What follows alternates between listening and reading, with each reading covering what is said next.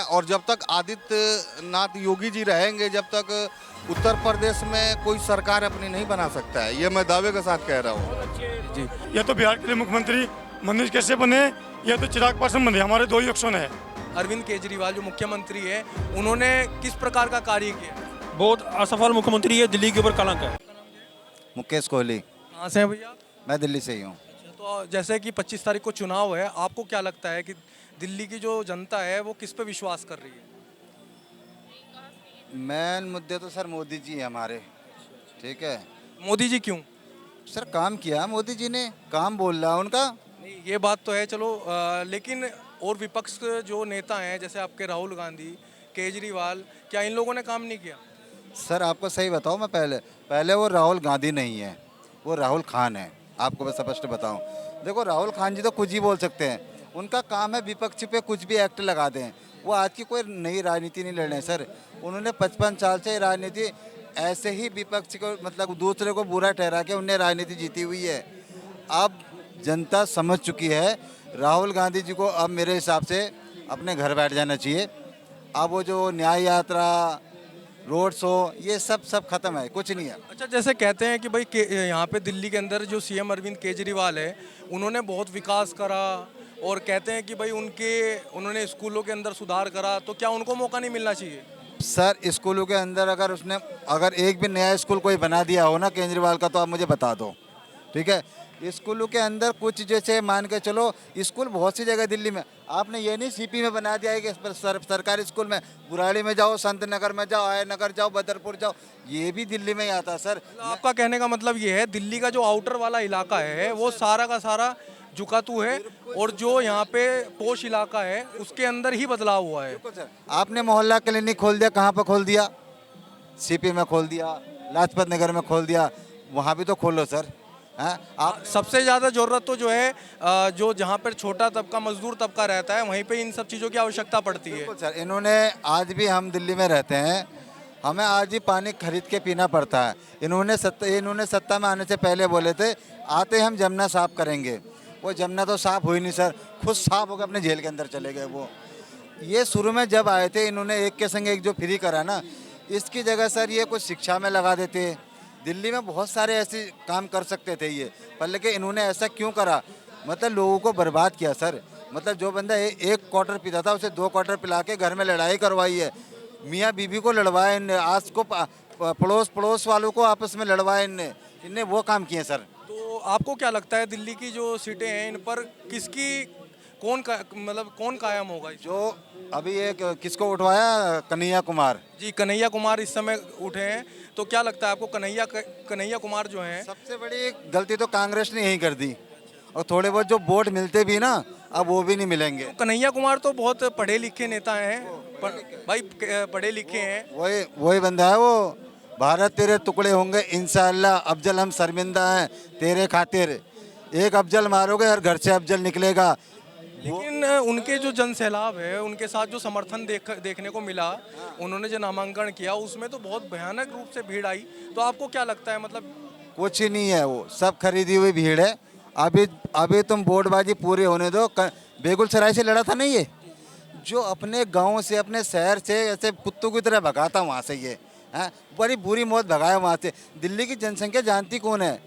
दिल्ली में ऐसे कोई भी नहीं जानता। एक इसने जो JNU में नारे लगाए थे ना, देशद्रोही के हिसाब से, मतलब उससे जो नारे लगाए थे उसी हिसाब से लोग जानते हैं इसको, न ऐसे दिल्ली की पब्लिक कोई जानती नहीं है। चलिए, कोई नहीं, देखते हैं। तो आपके अनुसार अब की बार दिल्ली की 7 सीटों पे बीजेपी काम है? बिल्कुल सर, मैं सभी भाई से उम्मीद करना चाहता हूं, और अपना भविष्य में आगे बढ़ाना, बच्चों का भविष्य लेना, मोदी जी को वोट दें। आप दिल्ली के स्थल पे काम मत देखिए सर, गांव जाके स्थल में देखिए। आज गांव में जाके गाय भी मरती है तो भारत सरकार उसको पैसा देती है, आगे हैंडपंप खोद के दे रही है, तुम्हें राशन दे रही है घर पे, तुम्हें कारोबार नीति योजना दे रही है, कई योजना दे रही है। बच्चे हैं तो उनको घर से स्कूल जाने तक साइकिल दे रही है, और तुम्हारे गाँव में स्कूल खुलवा दिए हैं सर। दिल्ली में कोई कुछ नहीं, दिल्ली में सब कमा रहा खा रहा। मेन स्थल है गाँव, जो पिछड़े एरिया हैं वहाँ पे, जहाँ पे हम खुद अपने गांव से, मैं उत्तराखंड से हूँ, वहाँ पे हम पहले खुद नहीं जाते थे, अब इतनी अच्छी रोटें बना दी गई हैं भाई साहब, मज़ा आता चल के।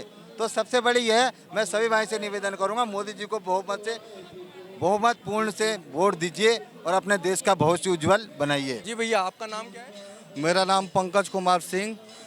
मैं जिला बलिया का उत्तर प्रदेश का हूँ, थाना साहतवाल लगता है, चांदपुर गांव है मेरा। तो आपके यहाँ पे जैसे चुनाव आने वाला है बलिया ज़िले में, तो आपको क्या लगता है कि वहाँ पर किसकी सीट निकलेगी? बीजेपी अपनी सीट निकाल रही है या फिर कांग्रेस या समाजवादी?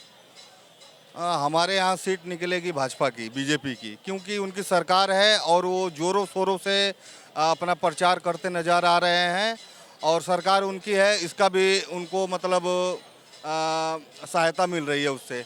सरकार अपनी होने से सहायता मिलने का मतलब क्या है?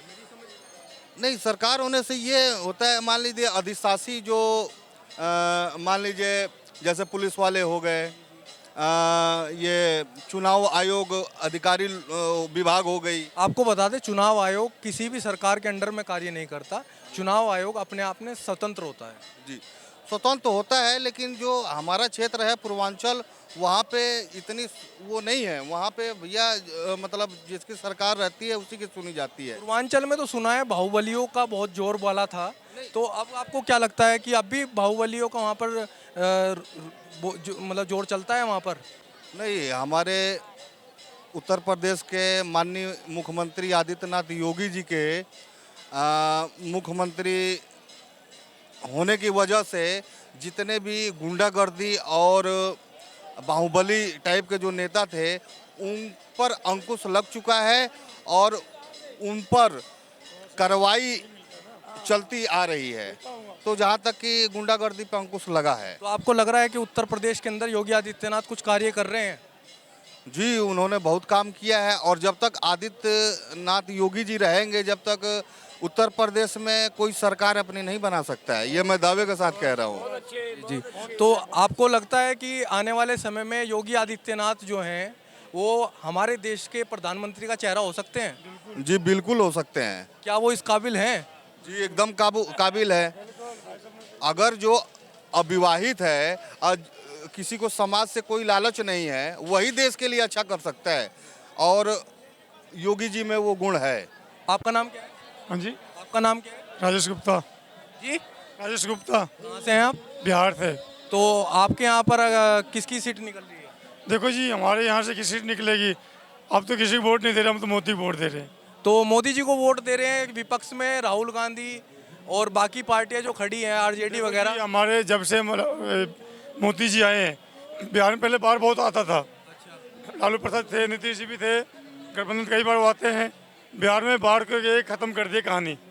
तो अब बाढ़ में मतलब बाढ़ में बहुत लोगों का घर बर्बाद होता था, खेती बाड़ी बर्बाद होता था। अब जो है वो कहानी मोदी जी ने खत्म कर दिया। किस प्रकार, मतलब ऐसा क्या कार्य किया है जो बाढ़ से सुरक्षा दी? कुछ न कुछ किया होगा मोदी जी ने। जी जी। तो वहाँ पर आपको जो मौजूदा सरकार रही है, नीतीश की सरकार, क्या आप उसके कार्य से संतुष्ट हैं? तो वो तो पलटू राम है, उसके क्या बताऊं। उसके लिए तो वो पलटू राम है, कभी लालू में कभी यहाँ पे, वो तो अच्छा नहीं है। अच्छा अच्छा। चिराग पासवान जी आएंगे, मनीष कश्यप जी आएंगे, ऐसे नेता। तो आपको लगता है कि आने वाले समय के अंदर मनीष कश्यप जो हैं ये बिहार के अंदर एक मुख्यमंत्री का चेहरा होंगे? मनीष कश्यप जी जो भी हैं, पत्रकार है, यूट्यूब पर हैं, लेकिन हम उस जिले के नहीं है। वो चंपारण का, मैं बेगूसराय का हूँ। मैं तो कन्याकुमारी के गाँव का हूँ, जो यहाँ नॉर्थ दिल्ली से खड़ा है। लेकिन जो ये मनीष कश्यप जी है, बहुत इंसान, अच्छे इंसान है। मैं चाहता हूँ या तो बिहार के लिए मुख्यमंत्री मनीष कश्यप बने या तो चिराग पासवान बने। हमारे दो ही ऑप्शन है। चलिए कोई नहीं। तो आपको क्या लगता है कि मतलब आने वाले समय के अंदर मनीष कश्यप मुख्यमंत्री का चेहरा हो सकते हैं? बिल्कुल, मनीष कश्यप और चिराग पासवान दो ही चेहरे हमारे बिहार के लिए।